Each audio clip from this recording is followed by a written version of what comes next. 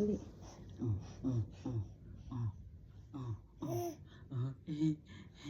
Sige na yun eh. Sige na yun eh. Ay, ay, ay, ay, ay. Uy, uy, uy. Ay.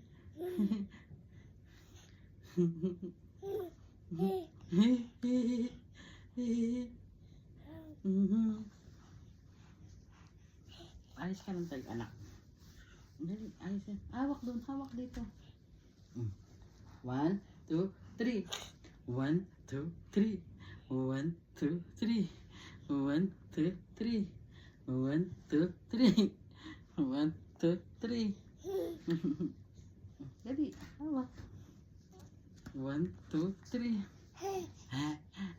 1, 2, 3. 1, 2, 3. 1, 1, 2, 3. 1, 2, 3. Babasa tayong Bible. Babasa tayong Bible. Ha? Pagkatas niyan, magbabasa si Uno ng Bible. Ha? Dali. Oh. Pagkatap napagod na si Uno, magbabasa ng Bible. 1, 2, 3. 1, 2, 3. 1, 2, 3. Jesus, Jesus. 1, 2, 3.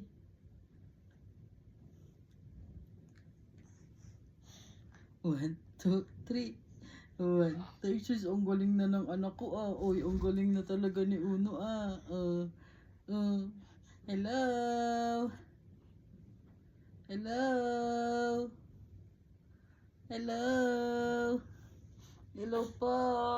Hindi na. Tumatae.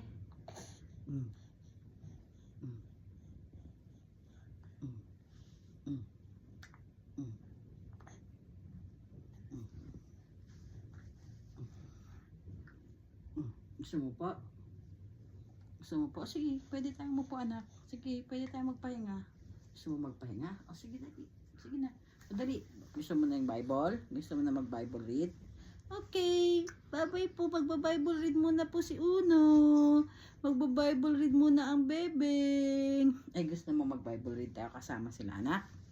Magba-Bible read tayo? Bible read? Oh, ito na. Si Joshua.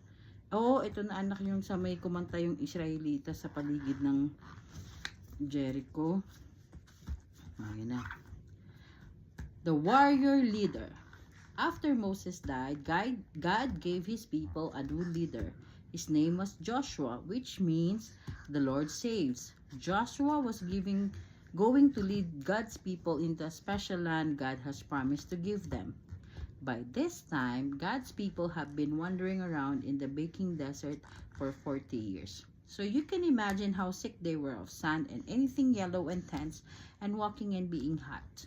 And how happy they were to reach the edge of the desert and to see their beautiful new home right there in front of them, all cool and green and lovely. There was only one problem: Jericho. Jericho was a city, but it wasn't just any old city. It was a fortress, and it stopped anyone from getting into the land. The people looked at Jericho, at the big giant scary walls around it, at the tall towering ramparts, at the heavy iron gates bolted shut at each other. Ayun anak oh, yung picture ng Jericho oh, pinapalibutan sila oh. Ay, tignan mo oh.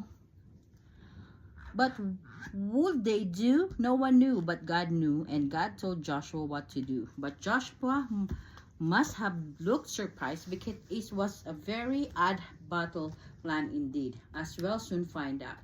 Then God made his people a promise. I will always be with you, and I will never ever leave you. If you do what I say, your lives in the new land will be happy, and everything will go well. So Joshua gathered his army together. They had their swords and spears and shields. They were ready to fight. But the plan wasn't about fighting. It was about trusting and doing what God said. Joshua's army went marching around the city, day after day after day. They're too scared to fight, the people in Jericho said. But they were wrong. God people weren't scared. They were waiting for God to tell them what to do next. On the seventh day, God told his people to march around the city not once but 7 times. Then God told everyone to make as much noise as they could. Has anyone ever told you to make as much noise as you possibly can?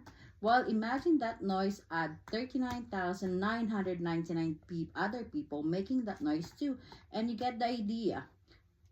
Ear splitting. And it turned out stone splitting too, because the huge strong walls of Jericho just crumbled to the ground as if they were made of sand. Jericho vanished in a great cloud of dust. So it was the God's people entered their new home, and they didn't have to fight to get it. They only had to walk. Joshua said, God has brought you safely here. Now will you do what he says? Everyone said, we promise. Only God can make your heart happy, Joshua said. So don't pray to pretend gods. No, they said never. I'm afraid they didn't keep their promise. They didn't do what God said.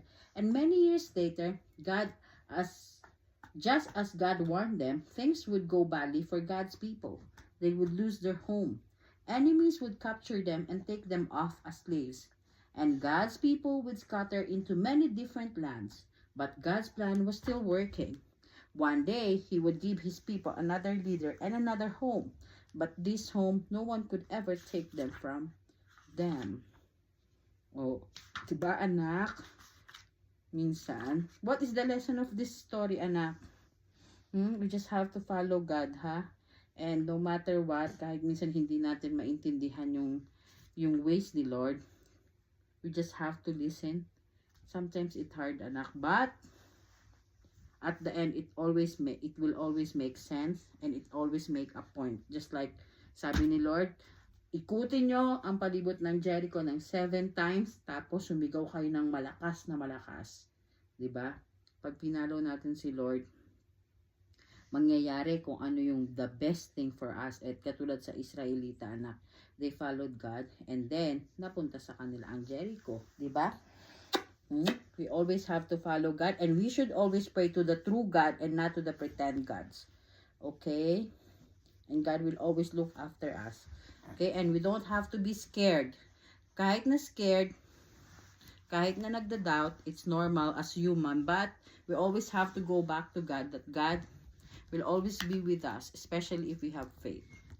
Okay, that was a nice Bible story, guys. Thank you. And today is November 11 Remembrance Days dito sa Canada, and it's 10 o'clock, and usually if Ace is off, nakatatapos lang ni Ace mag-shower.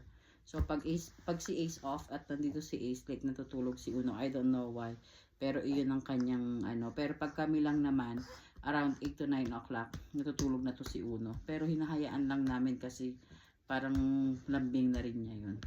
Anyhow, guys, thank you for watching our vlog. Thank you. Good night. Good night. Good night po. We are Banzuelos in Canada.